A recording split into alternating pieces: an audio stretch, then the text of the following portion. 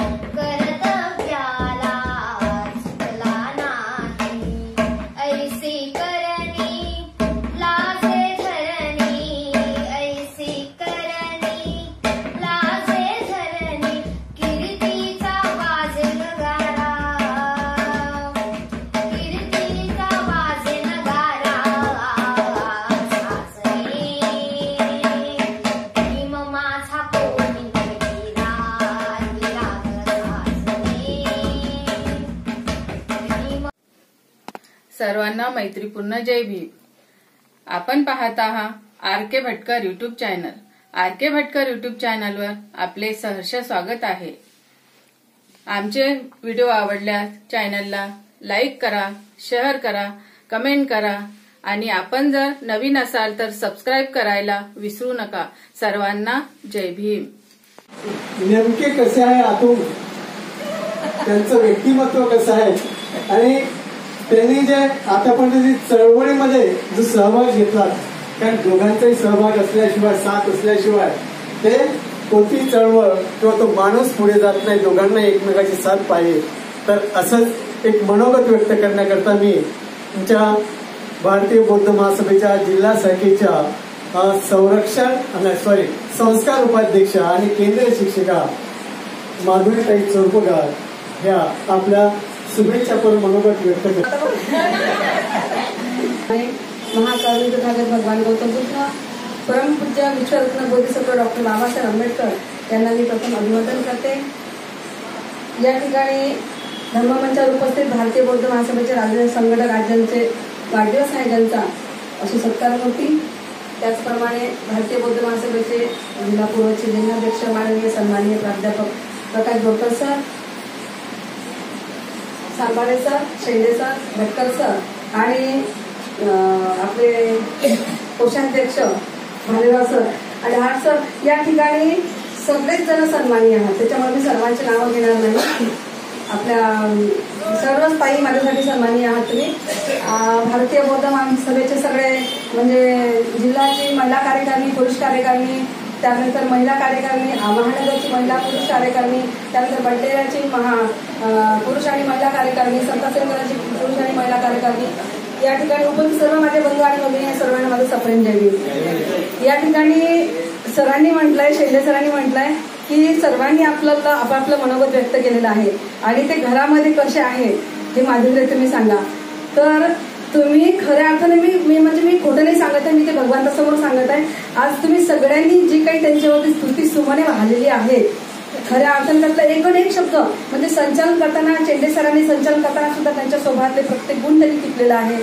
त्यानंतर इथे ज्या काही माझ्या भगिनी बोलले, जे काही माझे बंधू बोलले, जे काही पदाधिकारी बोलले, त्या सर्वांनी अक्षरशः म्हणजे जेवढं मी काही पाहिलं म्हणजे गुणदोषांसह पती पत्नीचं असं नातं असतं की ती गुणदोषांसह ते एकमेकांचा स्वीकार करत असतात आणि तडजोड करून ते पूर्णपणे संसार शेवटपर्यंत नेत असतात.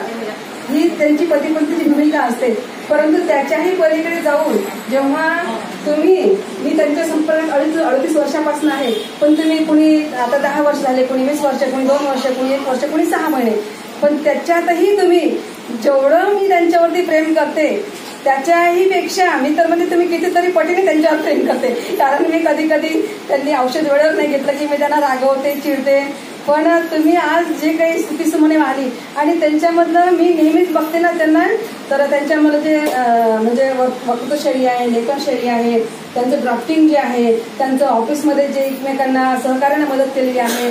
त्यांनी ऑफिसमध्ये समजा गरीब लोक जर आले तर गरीब लोकांना आता सेतूमध्ये जातात, त्यांचे कागदपत्र तयार करतात, मग त्यांच्याजवळचे पैसे संपतात आणि मग असे ते म्हातारी जेव्हा जे निराधार असतात ते म्हातारी जेव्हा झाडाखाली बसलेल्यांना जेव्हा रडत वगैरे दिसायचे तर माझ्या अंगावर अजूनही शहार येतात. असे कितीतरी म्हातारीने त्यांनी काका काय झालं, काकू काय झालं, मावशी काय झालं, आजी काय झालं, आजोबा काय झालं, तर ते जेव्हा सांगायचे की बाबूसाहेब आम्ही जेव्हा बाहेर जाऊन आलो, आम्ही तिकिटापुरते पैसे आणले होते आणि इथे सेतूमध्ये जाऊन आम्ही कागदपत्रांवरती खर्च केले, तेव्हा साहेबांनी अक्षरशः त्यांना आपल्या जवळचे, आम्हाला त्यावेळेस एवढा जास्त पगारही नव्हता, खर्च भरपूर, फॅमिली खूप मोठी, त्यात साहेबांना एक प्रकारचं दारूचे व्यसन कसं असते तसं या चळवळीचं व्यसन, जसं लोकांना दारूचे व्यसन त्या व्यसनामध्ये अक्षरशः डुंबून जातात ते, तसं यांना चळवळीचं व्यसन. रात्रंदिवस रात्री किती वाजता 2 वाजता जरी घरी कार्यकर्ता आला तरी त्याला तू जेवण करून खाऊ घाल. आणि मी सुद्धा असं लोकांनी कार्यकर्त्यांना म्हणजे माझी एक ती कमजोरी आहे की मी कोणत्या कार्यकर्त्याला उपाशी बघू शकत नाही. त्याच्यामुळे त्यांनी मला 2 वाजताही जरी म्हटलं तरी मी त्याच्यासाठी स्वयंपाक करून खाऊ घातलेला आहे. त्यांनी जर म्हटलं नाश्ता असतं, चहा असतं तर मी कंटाळा न करता केलेला आहे.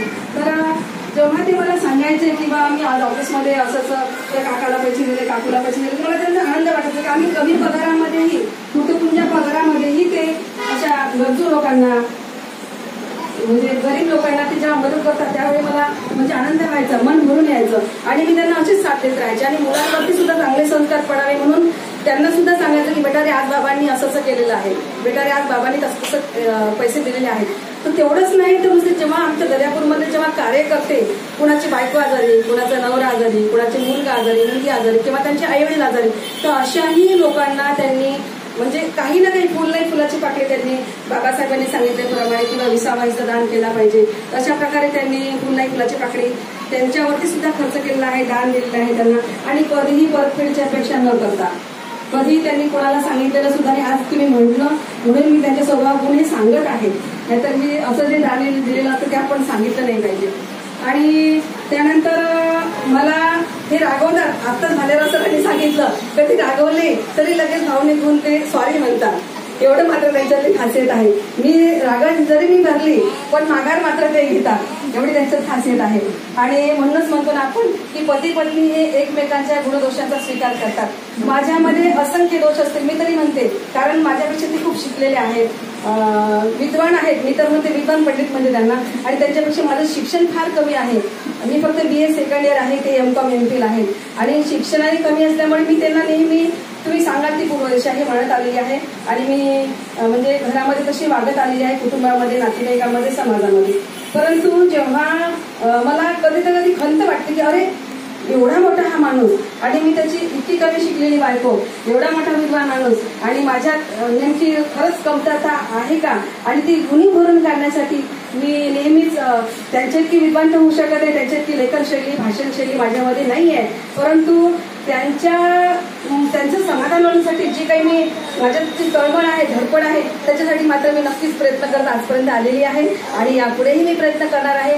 आणि साहेबांच्या आयुष्यासाठी, उदंड आयुष्यासाठी मी खूप खूप त्यांना शुभेच्छा देते. या ठिकाणी मी साहेबांसाठी 2 ओळी, मला नेहमी 2 ओळी गाण्याचा हे आहे, छंद आहे. या जन्मावर या जगण्यावर शतदा प्रेम करावे,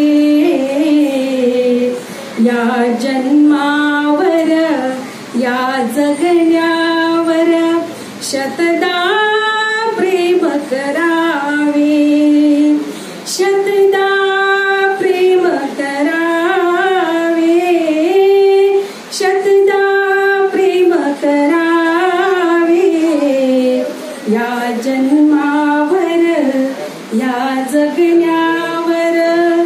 शतदा प्रेम करावे.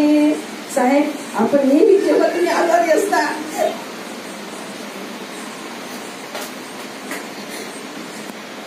त्यावेळी नेहमी मी भगवंताला विनंती करते, त्याला नमस्कार करतो. आपण भगवंतासमोर कधी नमस्कार करतो, पण त्याला कधी मागत नसतो. परंतु निसर्गाला मात्र भगवंताने निसर्ग सांगितलेला आहे. त्या निसर्गाला मी फक्त नेहमी मागते की जेवढी कुटुंबाला त्यांची गरज आहे, जेवढी मला गरज आहे, जेवढी माझ्या मुलांना गरज आहे, जेवढी माझ्या कुटुंबाला गरज आहे, तेवढी समाजाला गरज आहे. त्यासाठी तुम्हाला उदंड आयुष्य लाभो साहेब, तुम्हाला उदंड आयुष्य लाभो. चोरपगार कुटुंबीय त्यांनी या ठिकाणी आयोजित केलंय आणि त्याचा आभार व्यक्त करण्याकरता मी आईनी स्नेहाताई सुरज कुमार चोरपगार यांना विनंती करतो की त्यांनी आजच्या या कार्यक्रमाचं आभार प्रदर्शन. भेटी तुमच्या आली आहे पूर्णाहुतीच्या कातरवेळी, भेटी तुमच्या आले आहे पूर्णाहुतीच्या कातरवेळी, सुचल्या तैसा सादर करते आभाराच्या चार चोळी. तुमच्या माझ्या ओठामधून आता एकच सूर निघावा, तुमच्या माझ्या ओठामधून आता एकच सूर निघावा. कृतज्ञतेचा सोहळा म्हणून मैथिलीचा या शेवट व्हावा, कृतज्ञतेचा सोहळा म्हणून मैथिलीचा या शेवट व्हावा. तमाम बौद्ध पुरुषांना, खऱ्या संतांना, त्यांच्या विचारांना मी वंदन करते. या अखिल विश्वाला शांतीचा संदेश देणारे महाकरुणी तथागत गौतम बुद्ध, स्वराज्याचे संकल्पक छत्रपती शहाजी महाराज, स्वराज्याच्या निर्मितीकरता ज्या माऊलीने 2 छत्रपती घडवले त्या राजमाता, राष्ट्रमाता जिजामाता, स्वराज्याचे संस्थापक, शतकर्ते, कुळवाडी भूषण, बहुजन प्रतिपालक, विश्ववंदनीय छत्रपती शिवाजी महाराज, शिवपुत्र शंभूराजे. या देशात खरा इतिहास सादर करून शिवजयंतीचे जनक, क्रांतिपुरुष महात्मा ज्योतिराव फुले, ज्ञानज्योती सावित्रीमाई, आरक्षणाचे जनक छत्रपती शाहू महाराज, भारतीय राज्यघटनेचे शिल्पकार, या देशातील लाखो करोडो तमाम बहुजन लोकांना, डॉक्टर बाबासाहेब आंबेडकर, तसेच लोकशाही अण्णाभाऊ साठे, संत गाडगे महाराज, या मातीतील तमाम पुरुषांना, महापुरुषांना, खऱ्या संतांना मी कोटी कोटी प्रणाम करते. तर आज आमच्या अंगणातील बहारदार वृक्षाचा वाढदिवस, आमच्या अंगणातील बहारदार वृक्षाचा वाढदिवस. खरं तर वाढदिवस येतो आणि जातो, पण हा वाढदिवस असाही येत नाही आणि तसाच जातही नाही. जीवनातील प्रत्येक वाढदिवस हा एका वयाच्या उंचीलाच पुढे सरकवत नाही, तर सामाजिक, नैतिक, शैक्षणिक आणि वैचारिक प्रगल्भताही वाढवत असतो. अशा दुर्मिळ मनाचा आज वाढदिवस. हरवत चाललेल्या सद्गुणांची तुम्ही पाळीक आहात, हरवत चाललेल्या सद्गुणांचं तुम्ही पालन करत आहात याची तुम्हाला कल्पना नसेलही. जसं वृक्षांना आपण देत असलेल्या छायेची महती माहीत नसते, तसंच तुमचं कार्य आहे. खरं तर अशाच या निरपेक्ष वृत्तीच्या कुंदनात दातृत्व अधिक खुलून दिसत असते. आपल्या हृदयातील या चांगुलपणाच्या जलसाठ्यात आणखी थेंबाची भर पडावी आणि ते सुगंधी विचाराचे गवत चोहीकडे पसरवल्या जावे, दरवडल्या जावे, ही वाढदिवसानिमित्त तुम्हाला मंगलकामना. यानंतर मी आभाराचे काही शब्द बोलते. विचारांच्या मशाली तळपत्या हातात घेऊन सूर्याचा वारसा सांगणाऱ्या सर्व मान्यवरांचे आभार. वादळांना छाती झेलण्याचे साहस आणि सामर्थ्य देणाऱ्या वक्त्यांच्या शब्दांचे आभार. ज्यांनी सन्मानाची शाल पांघरली त्या सर्व सन्माननीय पाहुण्यांचे आभार. कार्यक्रमाच्या वेळेपर्यंत सर्व काही सुयोग्यपणे जुळवून आणणाऱ्या नियोजकांचे आभार. उत्तम, उदात्त विचारांनी प्रेरित असे कार्यक्रम घडवून आणणाऱ्या आयोजकांचे इच्छाशक्तीचे आभार. ज्यांनी आपल्या गाण्यांनी, ज्यांनी आपल्या चारोळीने श्रोत्यांची मने रिझवली त्या सर्व गायकांचे आभार. वेळ, पैसा, परिश्रम करून कार्यक्रमाच्या यशस्वीतेसाठी झटलेल्या प्रत्येक व्यक्तीचे आभार. इतर हा कार्यक्रम शांतपणे ऐकून घेतलेला त्या प्रत्येक श्रोत्यांचे आभार. मी चोरपगार परिवारातर्फे मी बाबांचा वाढदिवस एवढा मोठ्या उत्साहाने साजरा केला, त्या निमित्ताने मी तुमच्या सर्वांचे आभार मानते आणि हा आभाराचा कार्यक्रम आणि हा अभिष्ट चिंतनाचा कार्यक्रम इथेच संपला असे जाहीर करते. जय हिंद.